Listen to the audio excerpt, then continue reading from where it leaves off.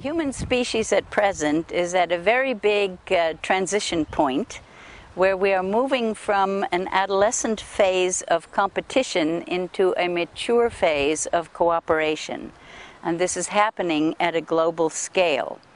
The reason I know this is happening is because I studied 4 billion years of evolution, and all of the other creatures of this planet, from the earliest bacteria to us, have gone through this same maturation cycle of starting out very creatively, very aggressively, multiplying as fast as possible, spreading themselves all over, competing with other species, and then they learn that it's cheaper to feed your enemy than to kill them.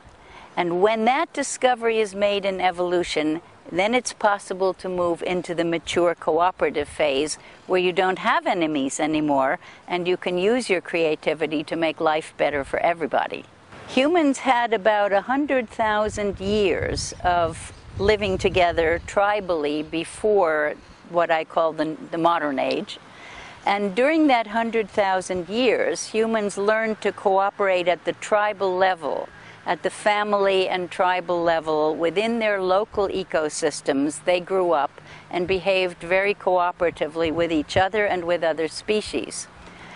But eventually they formed a larger collective which produced cities and empire building starting around 6,000 years ago, and that became a new phase for humanity where the empires were in the competitive mode.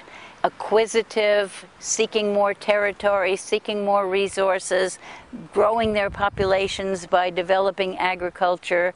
And we are in the third phase of this empire building mode now. The first phase, there were real empires and emperors running the empires. And then we went into national empires, the British Empire, the Dutch Empire, so many of those.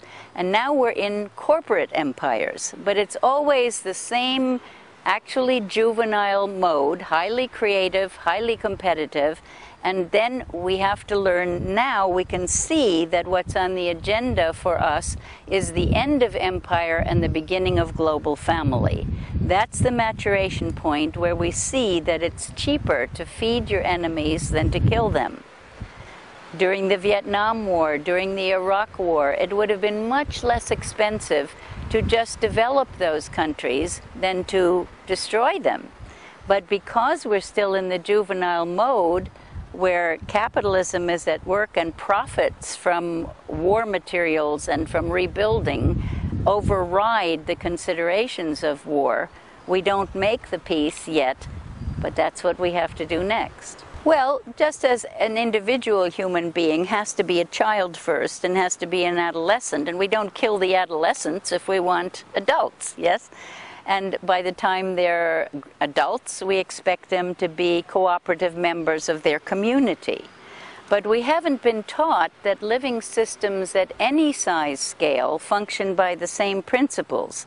So what you know is cooperative within your body among all the organs that cooperate, and the cells are all fully employed, and the money is free, and we have a very mature economy in our bodies that we understand, that the heart doesn't try to turn the liver into another heart and so forth.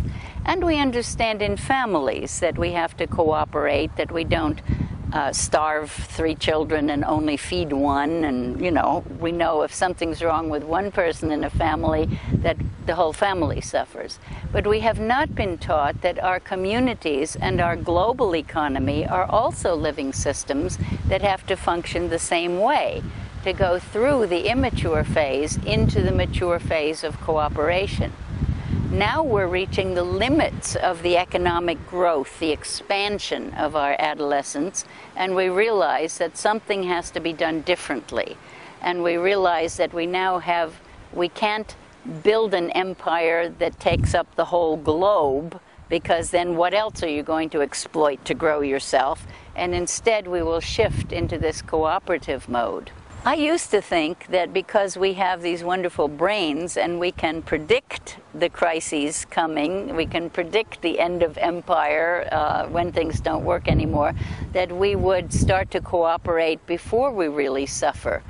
But the older I get, the more I see we're like all the other species of nature that had to be driven by the crises into the cooperation. And you see that every time there's a big natural disaster, almost all of the people come together in cooperative ways. Very few people are looting and stealing from each other. At that point, we see that human nature is not just about greed, it's about cooperation just as much, and we know how to do it. So in every flood and famine and fire and earthquake and volcano, we see this, especially recently with the Japanese, where virtually no one behaved in the juvenile mode. Everyone immediately shared everything, were concerned with the well-being of the whole community, even when there was very little available, and worked together in love, in a spirit of cooperation. So we see that each disaster is bringing out the cooperative abilities of humanity. What we're learning from our economic disasters is that actually this economy was set up very much like the game of Monopoly. I think many people have played that when they were young. In a Monopoly game, what happens is gradually the money is concentrated in the hands of one player. And then it's over, and you have to decide whether you want to redistribute the wealth or play a different game. Our banking system in the global economy was set up precisely to concentrate wealth. It's a debt money system. It issues money only as debt, and it collects interest along with the debt, which means it concentrates wealth.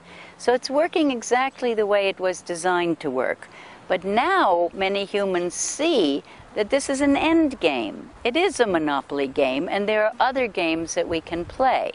Unfortunately, the bankers don't know any other game. They haven't been taught any other game except this adolescent expansion and concentration of wealth game. But the rest of the people are starting to see that they have to work on balancing the economies of their local communities, even if they have to invent money that isn't debt money and use local currencies to provide. They are starting to research, what do we need to live well? How much food do we need to grow? What can we grow locally? What can we produce here? What do we need to trade with other parts of the economy? So people are really beginning to see that self-sufficiency at the local level is what's needed until the big system collapses and we can all get together through the internet and figure out a way to help each other cooperate globally. I like to say that there are as many ways to make a better world as there are creative individuals to work on it. And each of us marches to a different drummer. Each of us has things we do that make our hearts sing. Some people will write songs, other ones will want to grow organic food. Some will want to make floating houses of a wonderful technology with no toxins and everything recyclable. Some will want to travel to spread the news and be the journalists. You must choose a way that makes your heart sing, because otherwise no one else will be attracted to it. And we who are world changers have to become attractors for all the others. We want to live in our communities in a way that makes other people say, what are they doing over there? You know, they seem to be having a good time in the middle of a crisis. Maybe we can learn something from them. Maybe we want to copy what they're doing. So look for something that makes your heart sing. Get together with other people who are doing the same thing or different things, better yet, because nature loves diversity. And find the birds and the trees and the bushes and the flowers in your neighborhood and start to talk about how can we become more sustainable here where we are. The role of love, that's the glue that holds it all together. And I believe that there is such a thing as cosmic love, that we are born out of that cosmic love into an experience of being physical human beings who have to work out how to get along with each other in physical bodies, not just as sweet angels, but with the passion that brings also evil with it, and trying out everything. It's as if the cosmos said, let's see what happens if we make physical worlds and let anything happen that can happen in them. And then we have to slowly learn what works and what doesn't. Why are the hostilities not good for us? How can we live without the hostilities? How can we bring that cosmic love into our physical bodies all the way down to our toes? Because that's what humans haven't done yet.